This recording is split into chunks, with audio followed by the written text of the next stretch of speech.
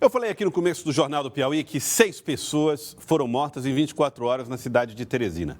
6 casos de violência, assassinatos, que resultaram, atentados contra pessoas que resultaram em morte e foram registrados pela polícia. Hoje pela manhã, delegados, integrantes da equipe lá na Delegacia Geral de Polícia Civil, foram até o DHPP, o Departamento Especializado em Investigações de Crime de assassinato, de proteção à pessoa, e trataram do assunto. Reunião estratégica para combater crimes violentos. Aqui está Tiago Melo para trazer as informações. Tiago, ótima tarde para você. Pela presença dos delegados aí no encontro, a gente percebeu que os números dessas últimas 24 horas mexeram de fato com a segurança pública. De fato, Joelson, boa tarde a você e a todos. Especialmente porque as estatísticas mostram ainda um declínio no número de crimes contra a vida aqui na capital, no comparativo com o mês anterior e no comparativo com o ano passado.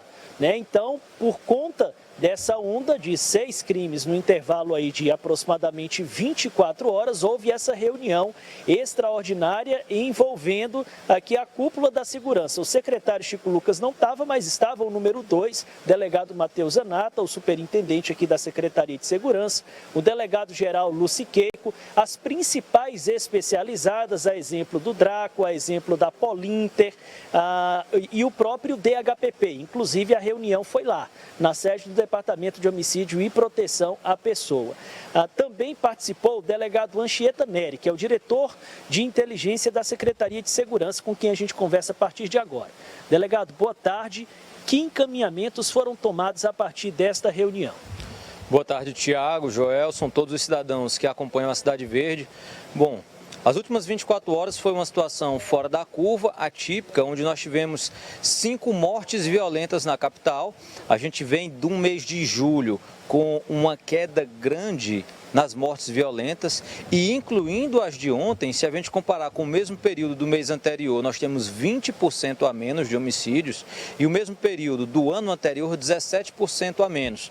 Mas esse fato de acontecerem 5 mortes em um mesmo dia, que não é um dia típico, geralmente a gente tem uma quantidade maior de homicídios aos finais de semana e esses 5 aconteceram na segunda-feira.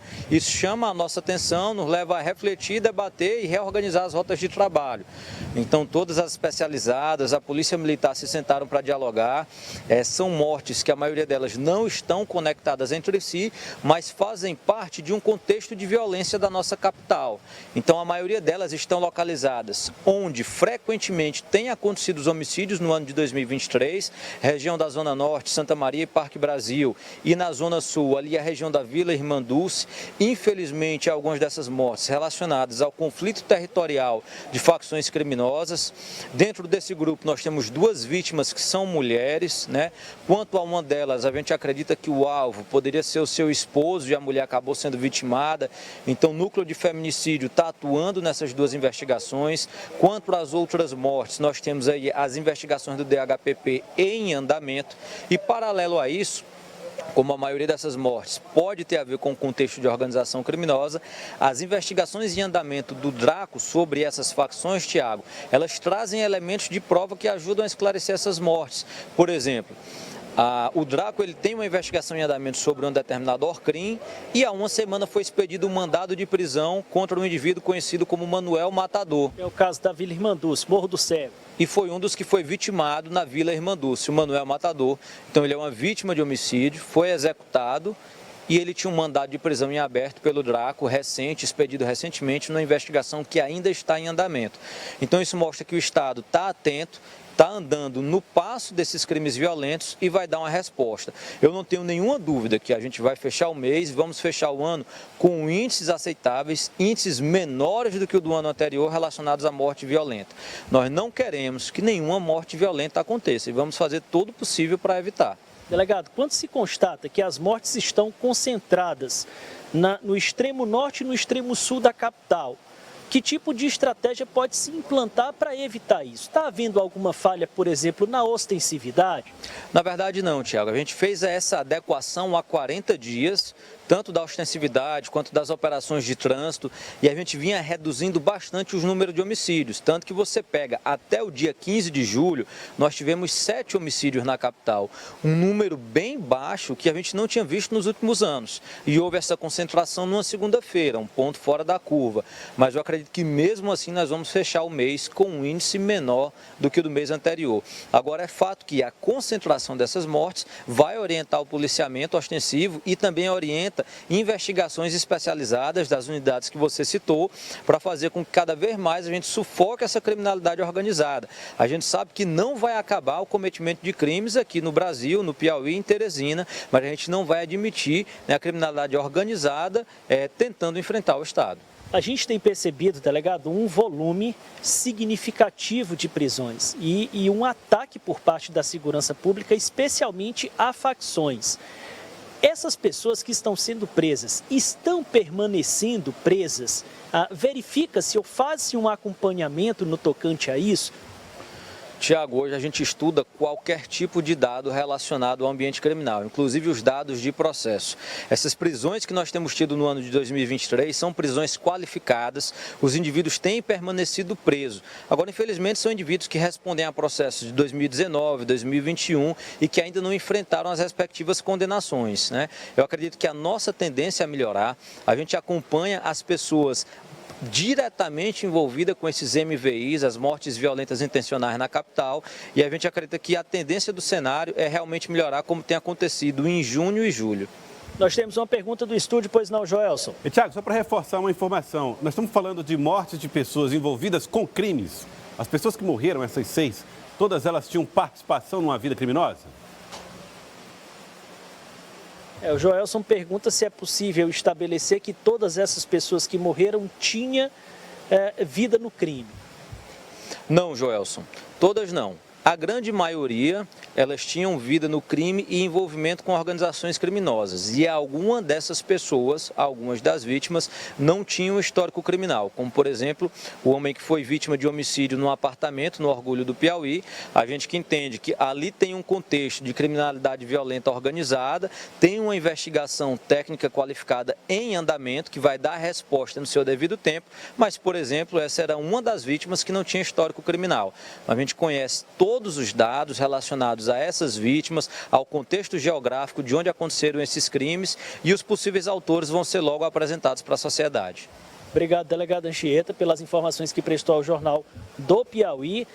Esse do caso do Orgulho do Piauí, Joelson, inclusive nós vamos trazer mais informações específicas acerca desse caso, porque em que pese não haver histórico criminal relacionado à vítima, há uma possibilidade do motivo do crime estar ligada a uma prática reprovável, digamos assim. É uma tese, uma linha de investigação, um fato que envolveria a vítima. Nós vamos trazer informações completas sobre este caso ainda hoje no Jornal do Piauí. Daqui a pouco, o Tiago Melo com informações completas a respeito desse caso lá. Agora, Tiago, teve um dos casos, o delegado falou que nem todo mundo tinha envolvimento com crime, mas o caso do Manuel Matador, tinha esse apelido, né? Manuel Matador era nitidamente o de um homem que tinha uma história no crime.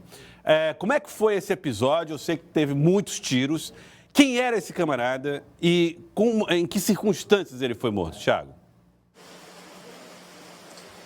Ele não tinha esse nome à toa, Joelson. O próprio delegado Anchieta nos disse: havia um mandado de prisão expedido contra ele por organização criminosa. Era membro de facção. Confirmei hoje pela manhã no DHPP. Ele respondia ou era investigado em pelo menos 3 inquéritos lá do DHPP. Portanto, inquéritos que investigam assassinato. Ele foi morto ontem às 2 horas da tarde no Morro do Cego, uma área onde ele era uma referência no mundo do crime. E aí nos chamou a atenção esse fato, porque quem conhece o Morro do Cego sabe que até geograficamente lá é uma área de difícil acesso. Não é todo mundo que entra lá, né? Inclusive a polícia tentou várias vezes pegar o Manuel e não conseguiu, porque ele também conhecia profundamente a área dele e conseguia escapar com facilidade. Há informações, inclusive, que nos últimos dias ele esteve para o lado do Maranhão, voltou lá para o Morro do Cego e logo foi encontrado por essas pessoas que o assassinaram. Seriam pelo menos 4 homens que teriam desembarcado do carro e atirado contra o Manuel Matador. Foram pelo menos, Joelson, 30 tiros. O que nos disse o delegado Danúbio Dias, que está investigando esse caso. E há uma particularidade também, de que há uma possibilidade, e essa hipótese está sendo apurada pela polícia, de que em função de toda essa dificuldade de acesso lá ao Morro do Cego e o conhecimento que o Manuel tinha lá, de que ele pode ter sido assassinado pelos próprios companheiros. Em função da vulnerabilidade em que ele se encontrava, ele perdeu um parceiro de crime muito próximo, perdeu porque esse parceiro foi preso, no contexto aí das organizações criminosas, estava vulnerável e aí teriam encontrado a oportunidade para atacá-lo, para tomar dele o território e o poder que ele detinha lá na área do Morro do Cego. Foi o que nos confirmou o delegado Danúbio. Vamos ouvir o que ele disse. Consideramos essa possibilidade, né? Até porque a região lá onde ele foi assassinado, para quem não conhece, é complicado você acessar sem conhecer a região, porque aquela região ela tem difícil acesso, né? As ruas não são... para quem não conhece, é difícil você se deslocar, principalmente nas circunstâncias em que se deu, né? Ou seja, considerando o tempo que eles levaram para executar a vítima, que pelo menos 30 disparos de arma de fogo foram efetuados, isso exige necessariamente um certo período de tempo. O que nos chama a atenção, já que naquela região, indivíduos que não conhecem, acessarem aquela região e passarem, ficarem esse tempo todo lá sem chamar a atenção de ninguém, é um aspecto que nós iremos considerar na investigação. Seria para tomar o poder dele no crime, a liderança dele lá na área? Consideramos essa possibilidade, com certeza, né? Já que nós vimos notando que ele se tornou um dos líderes naquela região recentemente. Portanto, Joelson, a polícia avalia a possibilidade de fogo amigo no assassinato deste homem perigoso, que vem a ser uma das vítimas que entrou aí nesse conjunto de 5 mortes. O delegado apontou em 24 horas, considerando apenas a segunda-feira, mas se a gente estender um pouco mais ali para o domingo, a gente vai entrar num contexto aí de 6 assassinatos. Tiago Melo, rapaz, esse é o tipo de amigo que se tem no crime, né? O que te atira pelas costas, o que te mata depois. É o preço que o crime cobra, né? Quem faz pacto com o crime faz pacto com a própria morte. Esse é o fato, esse é o problema, essa é a grande questão. E daí a conclusão da polícia de que a maior parte das 6 mortes, pessoas ligadas ao crime. Tiago, quero agradecer, muito obrigado pelas informações. Daqui a pouco a gente volta para trazer mais informações a respeito desse dia de violência e das respostas que foram dadas aí pela segurança pública. O delegado Zanata e o delegado Anchieta estiveram no DHPP para tratar do assunto e ver de que maneira a segurança pública pode responder a esses episódios.